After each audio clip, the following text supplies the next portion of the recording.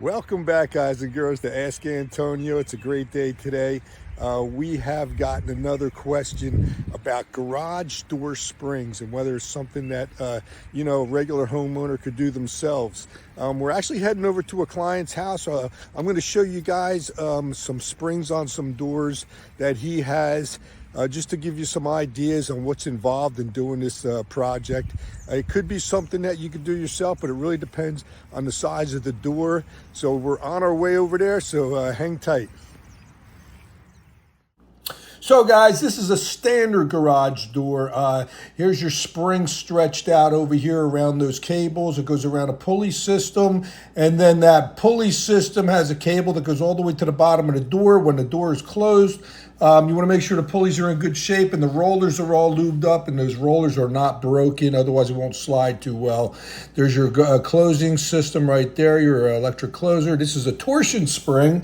They make a left and a right for the bigger doors like this one right here. So you need to know the weight of the door. There's a lot more involved. There's a lot of different springs that you can buy for all these different doors. I would say call a professional for this style door, definitely.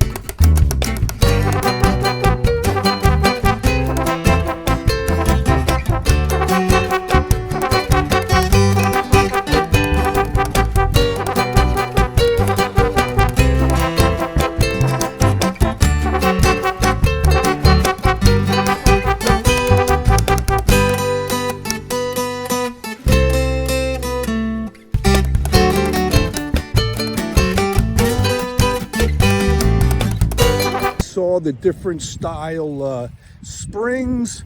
There's a lot of different styles out there. There's different styles for different weight doors. There's wide doors. There's smaller single car doors. And every spring has a weight limit for the type of door that you have. So if you guys have any mechanical ability, I would say, yeah, give it a shot, but you want to be safe and make sure you install that properly, because otherwise you're going to have some problems with your system. So thanks again, guys, for, oh, there goes my little man. Thanks again for joining me. We'll see you on the next segment of Hal and Hammer, Ask Antonio. Now I got to go find my boys.